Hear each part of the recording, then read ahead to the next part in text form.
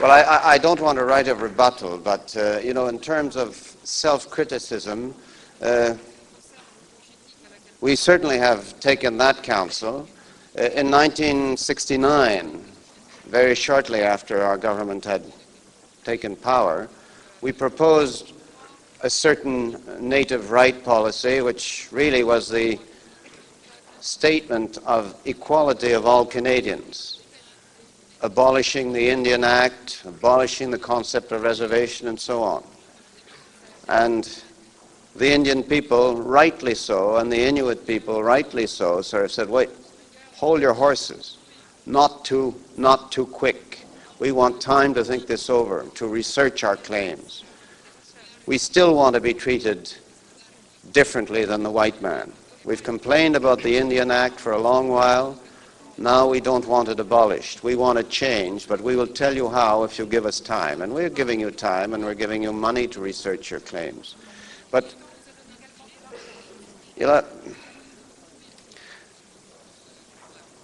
you're finding trouble, your people are finding trouble. I don't know what you mean by saying that families can't talk to each other. I imagine you mean that they are divided. Some want to go one route and some another. You say no? No. If I may say it this way, when I came to Canada a year and a half ago, I thought that all the Inuit could speak Inuktitut and could understand your language. But today, after I have been working in a year and a half between the Inuit themselves, as an Inuk, speaking their own language, I found because of the development, the government of Canada, or whoever have developed the North, if I may say it this way, have resulted in that families couldn't talk to each other. Maybe it doesn't mean anything for you people, but when it is difficult enough to keep a language as it is, because there are only 18,000 people of it, and then start to see mother crying because she can't talk to her son because of the education which is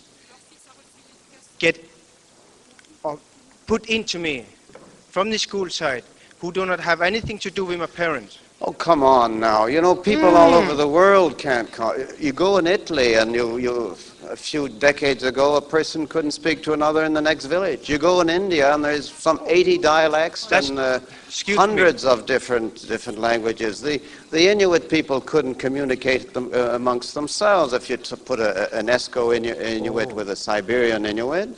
Oh, that's... The French people, until the Third Republic, couldn't talk French to each other. You had all kinds of patois across the country. If you want to thank the white man for anything, it's to teach them a lingua franca that they will be able to talk themselves, English or French, whatever. If they want to speak their Inuit, that's fine, but nobody's forcing a child to learn some other language than his mother. The difference, I think what this conference is all about, is that we're all faced, the whole world, and the metaphors of the spaceship Earth and Barbara Ward, and they've said it all. It's that we're all faced with a great big problem.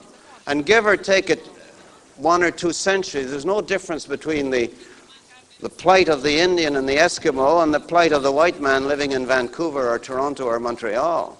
They're all in a pretty difficult civilization. They're all faced with the problem of adapting to the industrial age. So we've got a couple of centuries advance on you. We're not doing a very good job of adapting to the industrial age. You perhaps have got a couple of more decades to run into the same kind of a mess. But we don't have the answers for our urban problems and our industrial problems, and that's what this conference is all about. And we're looking, and it'll probably take a few more centuries, if not another millennium, to find it. As I was saying at another place this morning, man had about 15,000 years in order to adapt to the agricultural civilization. We haven't done it in 2 centuries, and we probably won't do it in another 2 centuries. We just got to keep trying and not feel sorry for ourselves. I hope you don't mind if I'm talking frankly here, because I suppose I will be reported, but this, I take it, is a you know, we got to face our problems and our facts. Give me a chance. Yeah, okay, well. Give me a chance. I think we're talking about two things. What I'm talking about for people who can understand each other is, because of the language have been put into a country, in my country, where English, where only around 5% of the population of 18,000 speak English. The schools which have been existing at last 10 years now, there are no Inuit teachers. I was just talking about it in a paper. There are no Inuit teachers. And not because Inuit didn't want to. Inuit are trying, but the language is different. And today it resulted in that the mother and father cannot speak to their children, because the children have learned English in the school and not his language, which resulted in that those two people cannot communicate. That's what I meant by that.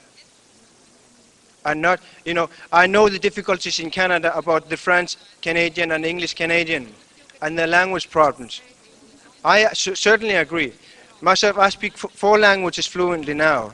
Not because I was forced into, but because I was interested to express my point of view to the people in the world, that we have to understand each other. Well, look, thank you very much. I don't think we should be slaves to our past. No. I think all what you're doing here is trying to build a future together. And I will read your brief. And I hope to see people in this afternoon. I have some few papers which people are interested they can get.